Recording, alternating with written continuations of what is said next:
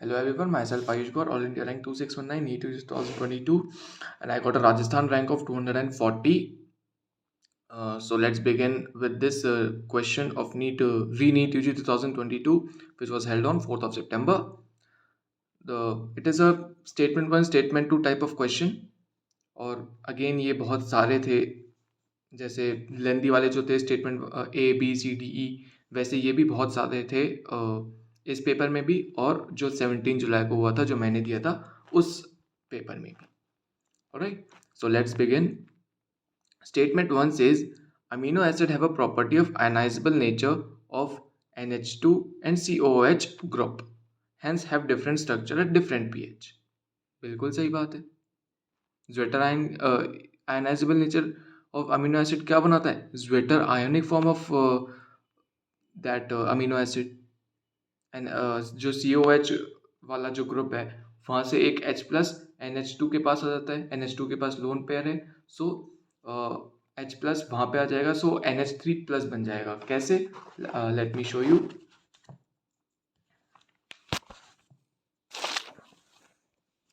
We have this amino acid, so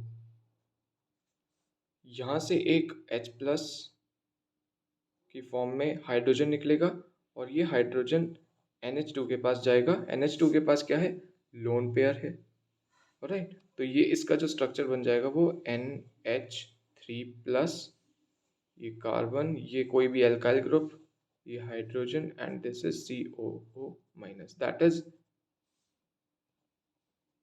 zwitter ion. Alright, अब वो चाहे एसिडिक पीएच हो चाहे बेसिक पीएच हो, दोनों में ही तो ये होगा. राइट, दोनों में ही ये चीज वैलिड है. सो statement 1, the statement S1 refers to the statement 1, and this is absolutely correct. Amino acid can exist as deuter ionic form at acidic and basic pH. Absolutely correct, because zwitter ionic form जो होती है amino acids की, it exist at isoelectric point. Isoelectric point. Alright, यहां पे isoelectric point क्या होता है? पहली बात, pH at which particular amino acid is present in zwitter ionic form. Particular pH, isoelectric, इसका कोई इलेक्ट्रिसिटी से मतलब नहीं है, या फिर कोई इलेक्ट्रिकल चार्जेस से मतलब नहीं है. Iso electric point is that pH, इसका डायरेक्ट रिलेशन है pH से, at which a particular amino acid can exist in zwitter ionic form. Alright, clear? So और ये जो आइसो इलेक्ट्रिक पॉइंट है, ये बेसिक pH पे भी हो सकता है, एसिडिक pH पे भी हो सकता है, that we all know. So statement 1 and statement 2 both are correct. So कौन सा ऑप्शन बन जाएगा? Both statement 1 statement 2 are correct. First option will be our correct answer. All right, so let's move on to the I'm sure I'm very clear with this question, so let's move on to the next question. Again, मैंने जो कहा था ABCDE type question बहुत सारे थे इस paper में भी और 17 जुलाई वाले में भी. So let's begin with this question again. Which of the following statements are correct with respect to the vital capacity? Alright, vital capacity को अपने को दिमाग में रखना है. It includes ERV, TV and IRV. ERV क्या होता है? Expiratory reserve volume.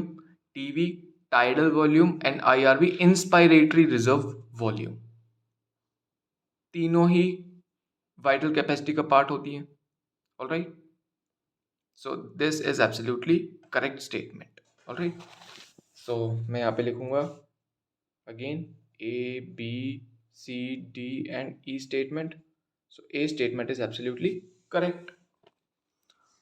Total volume of air a person can inspire after a normal expiration. Normal expiration नहीं, फोर्सफुल एक्सपायरेशन के बाद जो टोटल वॉल्यूम इंस्पायर कर सकते हैं, या फिर फोर्सफुल इंस्पायरेशन के बाद फोर्सफुल एक्सपायरेशन कर सकते हैं, that's vital capacity. Alright, forceful inspiration, forceful किया मैंने, बहुत फोर्स लगाया, उसके बाद फोर्सफुल एक्सपायरेशन जो हुआ, दैट इज द दोनों का जो सम होगा, that is the vital capacity. यहाँ पे नॉर्मल एक्सपायरेशन नहीं हो सकता, right? So B statement is incorrect. मैं आपको एनसीईआरटी में से भी सारे स्टेटमेंट्स दिखाऊंगा। Alright, let's move on to the C statement. Maximum volume of air person can breathe after forced expiration. That's all.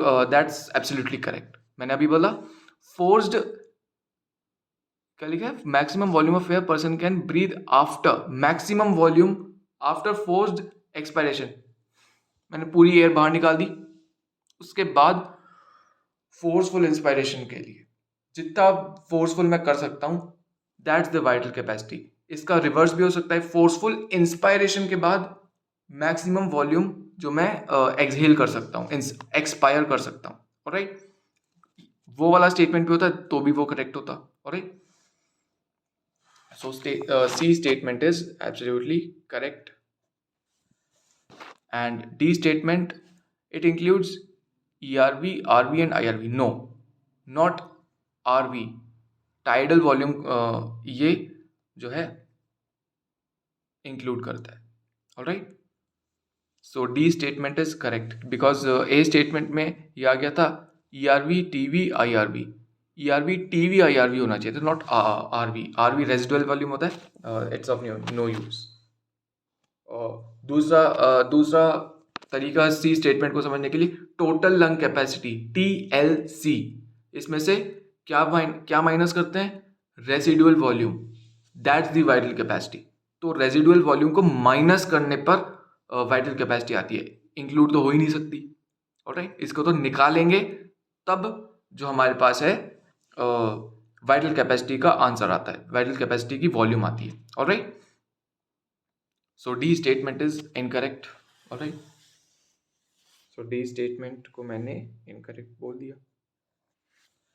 E statement, maximum volume of air person can breathe out after force expiration, जो मैंने अभी बोला C statement का just reverse. C statement में क्या बोला? Maximum volume of air person can breathe after force expiration, बिल्कुल सही है।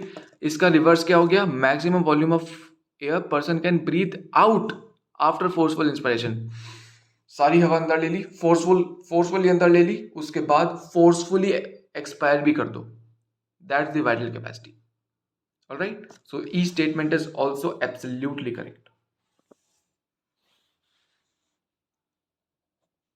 मैं आपको एनसीईआरटी में से भी दिखा देता हूं सारी जो वॉल्यूम्स हैं।